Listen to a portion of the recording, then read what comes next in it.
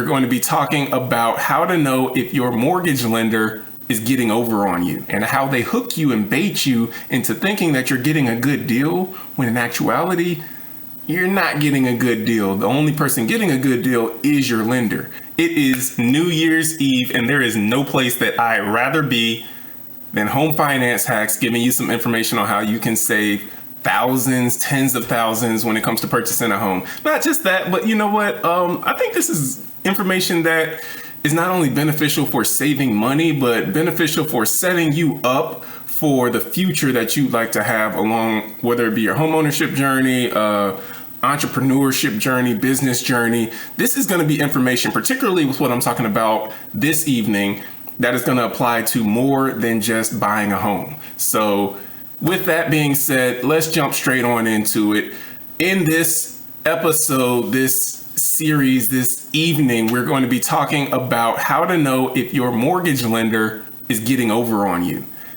And I have seen a lot of people who have had loans, bad loans that were written, and people who were uninformed about how much their mortgage lender was actually charging them for a loan and how they hook you and bait you into thinking that you're getting a good deal when in actuality, you're not getting a good deal. The only person getting a good deal is your lender. And so I'm going to talk to you a little bit about how you can pinpoint or discover some of those hooks that the mortgage lender is utilizing to basically hook you, reel you in, and then get you a loan that might not be in your best interest. So we're actually going to start off by talking about origination costs. Origination costs is one thing. I'm gonna pull up a slide here so that you can see exactly what it is I'm talking about. But first, let me preface it by saying this. Origination charges are something that are common in a lot of loans. Now, not every loan has origination charges. Some loans have them. These are the fees that your lender gets paid for originating or starting doing your mortgage. Now, other costs that are also included in those closing costs are buy down fees and processing fees and underwriting fees. But the big one that I want to talk about this evening is called discount points. Discount points is the price that you're paying for the interest rate that you're getting. Now, with that, what I want to do is pull up this screen share right here so you can see this is a page out of an actual closing cost for a client that I was previously working with who ended up going to a different lender, and they ended up getting this closing cost detail sheet, which was part of their loan estimate. Now, what I want to focus on is in the upper left corner up here where it says loan cost, and you see under loan cost it says origination charges. Now, the total is at $31,714, but you see the amount of points they're paying. These points, these are discount points. 7.475% of the loan amount is what they're paying in discount points. That's high. So what that is, that's $25,000. Now, let me tell you a little bit of the backstory so that this makes a little bit more sense to you in terms of what this particular individual is actually paying. Now, this loan happened during a time where mortgage rates, interest rates most people were getting about 7.5% interest rates. Some people were getting 8% interest rates. People who had great credit and put a little bit more down might have been in the 7s or the 6s, but most people were around the 7.5% interest rate range. This particular client was quoted a low interest rate by a builder's lender. So it was a lender that is the preferred lender for a builder where she was going with a new construction. And so with that, the lender that she was working with quoted her a 4.99% interest rate. So as you can see, this is about 2.5% less than what the norm was for the market. First red flag is a super low interest rate. That's the first thing that I want to bring to the forefront for you, is that if you are getting quoted a really low interest rate, you should be skeptical. You should at least have your caution flag up and read a little bit deeper to see what's in the line. So they were quoted a 4.99% interest rate. They jumped ship, went to this other lender because who doesn't want a lower interest rate? What they didn't know, which is what most people don't know, is what you actually pay to get the interest rate. And that's called the discount point. So bringing this back up, This is what she was paying to get that interest rate, $25,629. But she didn't know that. She wasn't aware of that. Now, it's not that it wasn't disclosed to her, because again, this is information that has to be given to you in a loan estimate. So you have to receive this information in advance. However, most people, this is one page of several pages of information that look like this to someone who's a first-time home buyer who has no idea how to interpret all of this information. It looks like a bunch of numbers. And so you see $31,000, $4,500, $625, $57, $9. It's all of these numbers, and you might not know how to interpret it all. What's a buy down fee? What are points? 7.475% in points. What does that mean? So you might not even know. And so this particular individual had no idea that that's what she was getting charged. But that's not it. If you see underneath that, they have what's called a buy down fee. That buy down fee is $4,885. So almost $5,000 in a buy down fee. Another thing that this particular individual was told is that in addition to them getting a 4.99% interest rate, their rate for the first year of their mortgage was going to get bought down to 3.99%. Even more of a hook and sinker to reel in another client, so to speak. So they were first told they were going to get a 4.99% interest rate, which is what they were going to be getting. But then they were told they were going to get a 3.99% interest rate for the first year or two of that mortgage that they had. Now, I actually went back and did the math, and they actually were going to be spending more money than what they would have been saving to get that 1% less for the first year or two of the mortgage. It was going to cost them more money up front than what they would have actually saved. But again, they didn't know that. All they saw were the numbers of 3.99% for the first year, and then after that I've got a 4.99% when everyone else out there is getting a 7.5%.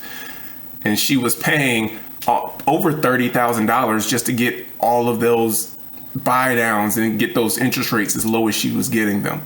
And so I say that to say that this was not a good deal, because if rather than spending $30,000 to get all these low interest rates, if this individual had just taken a higher interest rate, it may have cost her a couple $100 more on her monthly mortgage payments. But let's just say $200 a month more on your monthly mortgage payment. So if it would have cost her $200 or $300 more on your monthly mortgage payment, if she had to pay that for a year or even 2 years, it would not have equaled half of what she was spending up front just to get all of the discounts she was getting. Now, why do I say a year or 2 years? Because after a year or two, now interest rates have likely settled into a lower area, and now she can refinance for maybe a fraction of that. Not maybe, for definitely a fraction of that cost. She could refinance for she could refinance for maybe, $7,000, $8,000, $9,000, $10,000, probably much less than $10,000, but she could refinance for a fraction of the cost of what she would have been spending up front with that $30,000. So she could have, in essence, saved $20,000 or more if she had taken a higher interest rate for a year or two and then refinanced later into that 5% interest rate or 6% interest rate, or even maybe a 4.5% interest rate, depending upon what interest rates end up doing in a year. But that would have been a better route to take. But with this particular individual being uninformed, they took this higher interest rate and ended up costing them so much money. As you can see, that $25,000 here, $5,000 here with the buy down, and then the processing and underwriting, those are just about normal. But in any case, that's the first thing I want to see. So one thing, if a lender is quoting you a super low interest rate, if a lender is telling you, hey, we can get you a 4% interest rate when everyone else is paying a 6, or everyone else is paying a 6.5, and a lender saying we can get you a 4, you need to put up a red flag there, or at least a caution flag, and you need to be asking more questions of the lender. Hey, how much is that 4% interest rate going to cost me? And if they say it's going to only be, 3 points or whatever, have them convert that into dollars for you, because this particular individual, as you saw with the closing cost detail sheet, 7.4% in points. No first-time home buyer knows what that means. $25,000, you know exactly what that means. So make them convert that into dollars for you. How much is it going to cost me to get that interest rate? That's the first red flag. The next flag is if they're trying to push on you just the rate. If that's what they're focusing on, is the interest rate they can get you, and how much lower they can get it. You need to be asking about the cost of that. I think that if a lender is leading with rate and continuing to push with rate, then that's something that, in my opinion, you need to kind of take a step back with. And the reason is because, first and foremost, a lender should be getting a good assessment of what your financial situation is, what your future goals are with home ownership and where you want to go, and then trying to, as best they can, present you with the best 1 or 2 or 3 options that can help you accomplish your goals. Rate should not be at the forefront of every lender's conversation, but many lenders, particularly lenders that are just trying to get your business, will lead with rate to get you in the door. And then after they get you in the door, there's a lot of stuff that you might not know in terms of what you might be paying in additional charges and fees. So ask questions, ask a ton of questions. The second thing, because I'm telling you about 2, that's the first thing, is the rate and the origination fees. That's the first thing you need to be watching out for if your lender is going to be getting over on you. But the second thing is a lender that is trying to push you into a loan program that might not be in your best interest. I'm going to explain what I mean by that. There are a lot of veterans who have VA loan benefits. In my opinion, the VA loan is one of the best loan programs out there. There's no down payment. There's no mortgage insurance. There's no purchase price. There's no maximum purchase price limit if you've got full eligibility. There are so many benefits with the VA loan. There's no FICO credit score requirement. Lenders may have a requirement, but the VA doesn't have a requirement.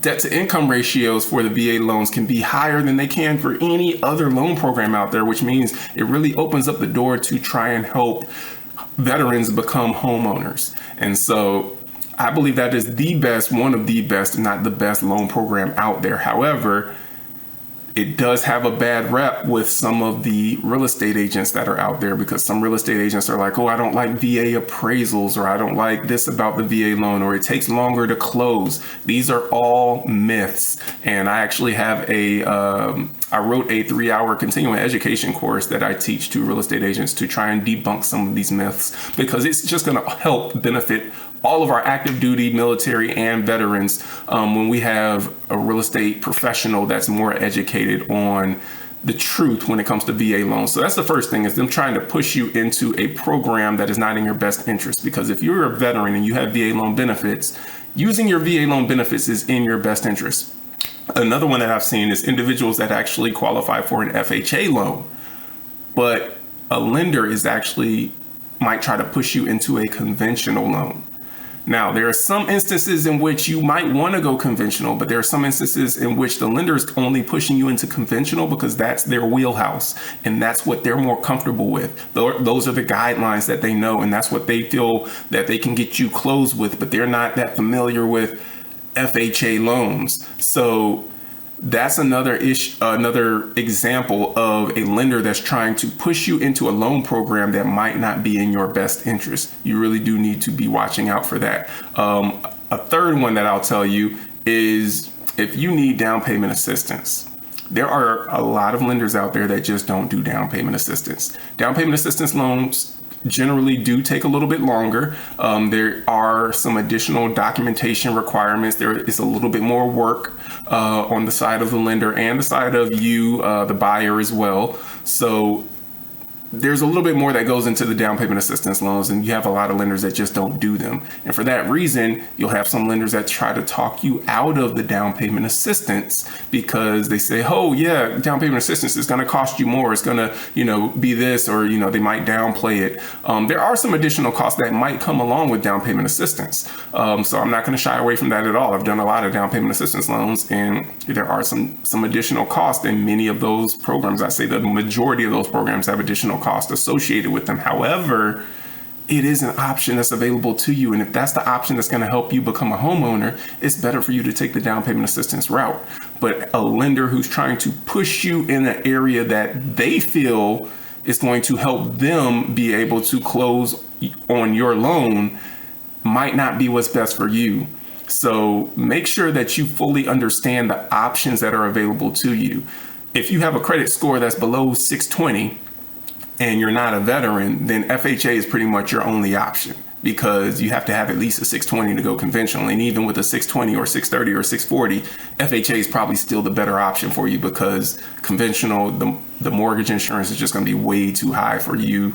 It's not going to make much sense in essence. So that being said, you want to make sure that you fully understand all of the options that are available to you. The down payment assistance, should you need it, but also the options without down payment assistance, because it might cost a little bit less and it might be worth it for you to pay your own down payment if you have the money, so that you can save more on those upfront costs that you're going to be spending as well. Know a little bit about the difference between the FHA and the conventional. What are the pros and cons? Because going FHA might not always be the best route if you have two options available to you, because with that FHA, you're going to have that mortgage insurance that you might be paying for the life of the loan if you don't put down at least 10%. However, with that conventional, that mortgage insurance falls off at a certain point. So depending upon the interest rate that you're going to be getting, if you're getting a great interest rate, then you might want to look at going conventional, so you don't have to worry about refinancing this thing later on down the road if you're already going to be getting a great interest rate, because that mortgage insurance will just fall off and you don't have to worry about it. Again, these are some of the conversations that you really do want to have with your loan officer. But if your loan officer is just set on trying to push you in a particular direction, go and get another opinion from a different loan officer. Maybe 3 different loan officers you go get a different opinion from, so that you can get someone who's really going to ask you the questions about what does your finances look like, and then what are your goals with home ownership? How long do you plan on staying in this home? What is your goals after you move away from this home? Are you planning on keeping it and turning it into a rental? Are you planning on selling it, taking the equity and using it to buy the next level up? What are your plans, so that they can put you in a program that's going to be best for you? And that's what you want. You don't want a lender that's getting over on you just trying to close the next loan, because it is a business. The finance industry is built around loaning money to individuals who are going to pay it back on time with principal and with interest. And so you don't want to get baited into the wrong loan program by a lender who's flashing a low interest rate in your face. Hey, I can get you a fill in the blank interest rate. Always ask more questions when you get quoted those low rates. Ask how much those rates are costing, because that is going to be key in making sure that you don't get caught like so many other people spending so much money that you should not have been spending, because there were better options out there. That being said, thank you for taking the time to tune in. I greatly appreciate it. It's New Year's. I'm hoping for amazingly blessed New Year's for all of you out there. I truly do appreciate you just tuning in, listening. I like this community. I like the people that tune in. I like being able to educate you on things. That is really a joy of mine, when I talk to an individual and I'm informing them on things that they didn't previously know, and I see the face light up and it's like, oh my goodness, you saved me so much money. And that's what really does it for me in terms of why I like this industry and why I do this week in and week out. So thank you for taking the time to tune in. Enjoy your New Year's. Wishing you a happy and blessed 2025. And we're going to be back here next week doing it all again. So take care, be blessed, and we'll see you next week.